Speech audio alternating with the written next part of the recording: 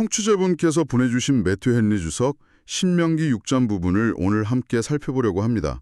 그런데 이 본문이 다루는 상황이 참 흥미로워요. 이스라엘 백성이 수십 년간의 광야 생활을 끝내고 이제 그토록 꿈에 그리던 약속의 땅, 가나안에 들어가기 직전이거든요. 모세가 그들에게 마지막으로 당부하는 내용인데 그 핵심 질문이 이거예요. 이제 힘든 시절 다 지나고 편안해졌을 때 과연 당신들은 가장 중요한 가치를 잊지 않고 지켜낼 수 있는가? 어쩌면 우리 모두에게 해당하는 질문 같기도 하고요. 맞아요. 성공과 풍요가 오히려 가장 큰 시험대가 될 수 있다는 통찰이죠. 그래서 오늘 살펴볼 내용은 단순히 오래된 종교 경전 이야기가 아닙니다. 한 공동체가 어떻게 자신들의 정체성을 지키고 그 핵심 가치를 다음 세대에 온전히 물려줄 수 있는지에 대한 아주 구체적이고 심리학적인 지침서라고 할 수 있어요. 그 첫 단추는 바로 순종에서부터 시작됩니다. 네, 1절에서 3절까지가 바로 그 순종에 대한 이야기로 시작되네요. 그런데 여기서 순종을 가르치는 모세의 태도가 인상적이에요. 자기가 하고 싶은 말을 하는 게 아니라 하나님이 명령하신 것만 더하거나 빼지 않고 가르친다는 점이에요. 어떻게 보면 가르치는 사람의 가장 중요한 자세를 보여주는 것 같아요. 그렇죠.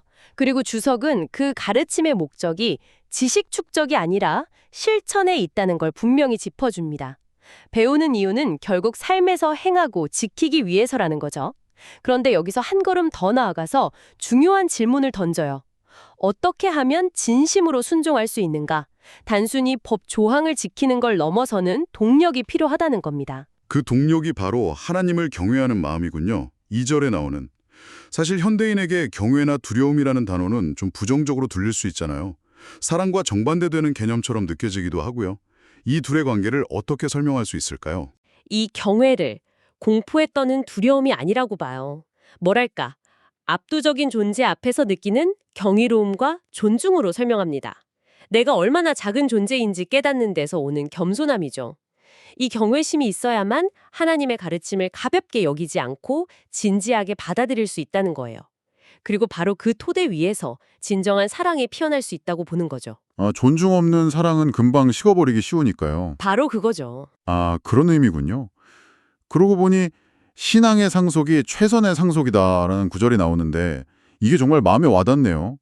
요즘 다들 자녀에게 어떻게 하면 더 좋은 재산이나 학벌을 물려줄까 고민하는데 이 가르침의 핵심은 눈에 보이지 않는 하나님을 경외하는 마음을 물려주는 것이야말로 최고의 유산이라는 거잖아요. 굉장히 반문화적인 메시지 것 같아요. 맞습니다.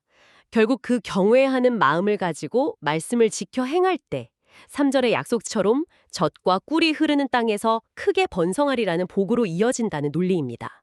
즉, 공동체의 번영과 안녕이 물리적인 조건이 아니라 바로 그 정신적, 신앙적 가치를 지키는 데 달려있다는 선언인 셈이죠. 자, 그렇게 순종의 기본 원칙을 세운 뒤에 4절과 5절에서 이 모든 신앙의 핵심을 요약하는 구절이 등장합니다. 유대인들이 쉐마라고 부르면서 가장 중요하게 여기는 부분이죠. 이스라엘아 들으라. 우리 하나님 여호와는 오직 유일한 여호와이시니. 네, 쉐마는 들으라라는 뜻인데 말 그대로 이스라엘 신앙의 대헌장과도 같은 구절입니다. 주석은 이 짧은 두 구절에 신앙의 모든 것이 담겨 있다고 봐요. 먼저 4절은 우리가 믿어야 할 대상, 즉 하나님이 어떤 분이신지를 정의합니다. 오직 유일한 여호와. 당시 주변의 모든 민족이 온갖 신들을 섬기던 다신교 세계에서 이 선언은 굉장히 혁명적인 것이었습니다. 그렇죠. 수많은 신이 아니라 단 한 분께 집중하라는 거니까요. 네, 세상의 수많은 불완전한 신들이 아니라 완전하신 단 한 분의 하나님께만 집중하라는 거죠. 그리고 그 하나님을 믿는 인간이 해야 할 가장 큰 의무가 바로 5절에 나오는군요. 너는 마음을 다하고 뜻을 다하고 힘을 다하여 내 하나님 여호와를 사랑하라. 앞서 말했던 경외가 결국 사랑이라는 목표점으로 귀결되는 거네요. 바로 그겁니다. 주석은 이 사랑이 그냥 막연한 감정이 아니라고 강조해요. 5가지 측면을 가진 아주 구체적이고 적극적인 행위라는 거죠. 이걸 하나씩 나열하기보다는 하나의 큰 그림으로 보면 더 흥미로운데요. 핵심은 사랑은 훈련이라는 겁니다. 사랑이 훈련이다. 좀 더 설명해 주시죠. 네, 주석의 설명을 종합해보면 하나님을 향한 사랑은 첫째, 진실해야 하고 둘째, 열정적이어야 하며 셋째, 최고의 우선순위가 되어야 하고 넷째, 지혜로워야 하며 마지막으로 온전해야 한다는 거예요. 와, 이걸 보세요. 이건 가만히 있는데 생기는 감정이 아니죠. 의지를 다해 노력하고 배우고 집중하고 결단해야 하는 그야말로 전인격적인 훈련인 셈입니다. 와. 그렇게 들으니 정말 다르게 다가오네요. 마음을 다하고 뜻을 다하고 힘을 다하라는 말이 그냥 수사적인 표현이 아니었군요. 삶의 모든 에너지를 동원해서 사랑을 실천하라는 구체적인 지침이었네요. 그런데 솔직히 말해서 이건 정말 높은 기준이잖아요. 이렇게 엄청난 사랑을 바쁜 일상 속에서 평범한 제가 어떻게 지켜나갈 수 있을까요? 좀 막막하게 느껴지기도 하는데요. 정확한 지적이세요. 그래서 모세도 그 부분을 놓치지 않습니다. 그렇게 위대한 명령을 선포한 뒤에 곧바로 아주 현실적인 4가지 실천 방법을 제시합니다. 좋은 말인 건 알겠는데 그래서 뭘 어떻게 하라고 하는 질문에 대한 답이군요. 그렇죠. 그 첫 번째 방법이 6절에 나오는 명상입니다. 이 말씀을 너는 마음에 새기고, 마음에 새긴다. 네, 모든 것의 시작이죠. 말씀을 그냥 머리로 아는 게 아니라 마음판에 새기듯이 깊이 묵상하라는 겁니다. 그래야만 우리의 생각과 감정, 모든 것이 그 말씀의 영향력 아래 놓일 수 있다는 거죠. 마음팔에 새긴 다음에는요? 두 번째가 자녀 교육입니다. 7절에 내 자녀에게 부지런히 가르치며 라고 되어 있는데 주석은 여기서 가르치다라는 단어를 칼을 갈다라는 이미지로 설명해요. 칼을 간다고요? 네, 이게 정말 강렬한 비유입니다. 아이들을 가르치는 걸요? 굉장히 거친 표현처럼 들리는데요. 그렇죠. 하지만 그만큼 절실하다는 뜻이기도 합니다. 칼날을 세울 때 한두 번 쓱 문지르는 게 아니라 이쪽 저쪽으로 계속 갈아서 예리하게 만들잖아요. 그것처럼 아이들 마음에 이 가르침이 깊고 선명하게 새겨지도록 온갖 방법을 동원해서 반복하고 또 반복하라는 의미입니다. 아, 그냥 옆에서 보고 배우겠지 하고 막연히 기대하는 게 아니군요. 네, 아주 적극적이고 의도적인 노력을 하라는 촉구죠. 의도적인 노력이라. 세 번째 방법은 경건한 강론이네요. 집에 있을 때나 길을 갈 때나 항상 말씀을 나누라는 건데 이건 좀 현실적으로 가능할까요? 대화 주제가 너무 무거워지지 않을까요? 그 지점도 주석이 예리하게 짚어줍니다. 여기서 말하는 강론은 어려운 신앙 논쟁을 하라는 게 아니에요. 오히려 아주 명백한 진리, 우리 삶에 평화를 주는 이야기들을 나누라는 겁니다. 예를 들어 요즘 사람들이 좋아하는 드라마나 스포츠팀에 대해 시도 때도 없이 이야기하는 것처럼요. 아, 일상적인 대화의 주제로 삼으라는 거군요. 네, 우리 삶의 가장 중요한 가치들을요. 그걸 어색하게 느끼는 게 아니라 서로에게 좋은 영향을 주고받는 자연스러운 문화로 만들라는 제안입니다. 마지막 네 번째는 8절과 9절, 손목에 메고 미간에 붙이고 문설주에 기록하라 하는 거군요. 네, 이건 역시 문자 그대로의 의미를 넘어섭니다. 핵심은 하나님의 말씀을 늘 가까이 두고 어떤 상황에서든 떠올리고 적용할 수 있도록 우리 주변 환경을 디자인하라는 거예요. 환경을 디자인한다? 그리고 더 나아가 자신의 신앙을 부끄러워하지 말고 공적으로 드러내라는 의미도 담겨 있다고 봅니다. 나는 이 가치를 믿고 따르는 사람입니다. 라고 당당하게 고백하라는 거죠. 알겠습니다. 그러니까 마음속에 새기고 자녀에게 별이듯 가르치고 일상에서 대화하고 환경을 통해 계속 상기시키는 것. 이 네 가지가 사랑이라는 추상적인 명령을 삶으로 살아내는 구체적인 방법이군요. 그런데 바로 이어서 분위기가 확 바뀝니다. 지금까지는 어떻게 신앙을 세울 것인가에 대해 이야기했다면 이제는 그 신앙을 무너뜨릴 가장 큰 위협에 대해 경고하기 시작해요. 놀랍게도 그 위협은 외부의 적이 아니라 성공 그 자체입니다. 맞습니다. 10줄부터의 내용은 정말 섬뜩할 정도로 현실적이죠. 네가 건축하지 아니한 크고 아름다운 성읍, 네가 채우지 아니한 아름다운 물건이 가득한 집, 아무런 노력 없이 모든 것을 얻게 되는 상황, 즉 번영의 때가 가장 위험하다는 경고입니다. 주석은 12절에 여호와를 잊지 말라는 구절에 주목합니다.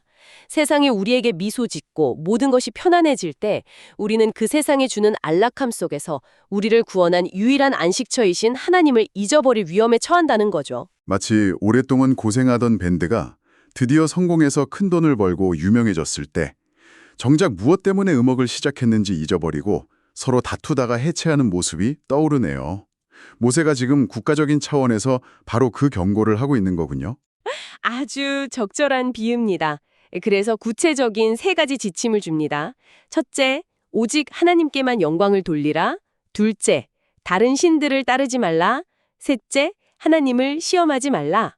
이 세 가지는 모두 번영에 가져다주는 교만함에 대한 해독제 역할을 합니다. 네. 내가 이룬 성공이 내 능력이 아니라 하나님으로부터 왔음을 인정하고 성공이 가져다준 다른 가치들을 우상으로 삼지 말며 어려움이 닥쳤을 때 하나님이 정말 계신 건가라며 의심하지 말라는 겁니다. 여기서 마사에서 시험했다는 말이 나오는데 청취자분들을 위해 이게 어떤 사건이었는지 간단히 설명해 주실 수 있을까요?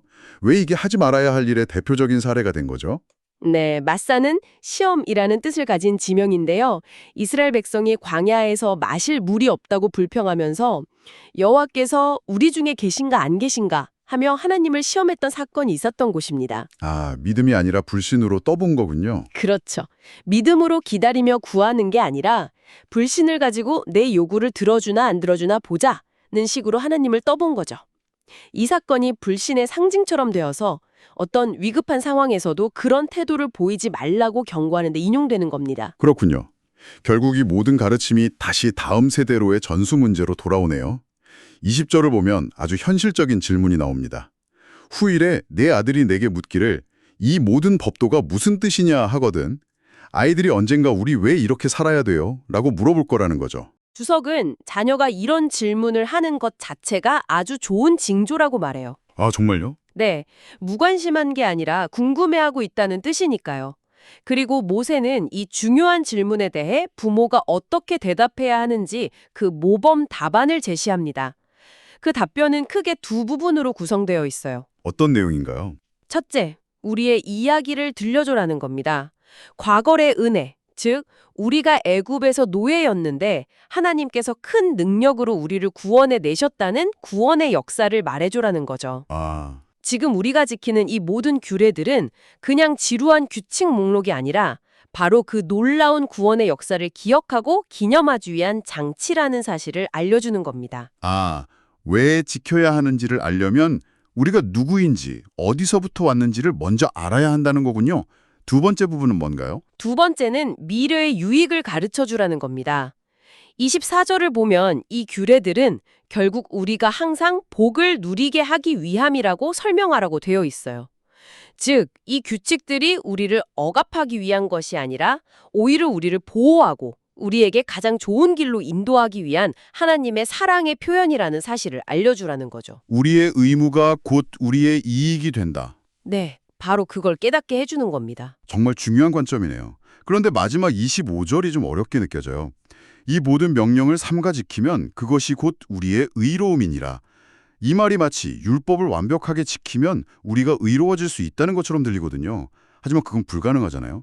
주석은 이 부분을 어떻게 풀어주나요? 바로 그 지점이 이 본문의 핵심적인 긴장감입니다. 주석은 이렇게 설명해요. 만약 우리가 이 모든 명령을 단 하나도 어기지 않고 완벽하게 지킬 수 있다면 그것이 문자 그대로 우리의 의의가 될 거라고요.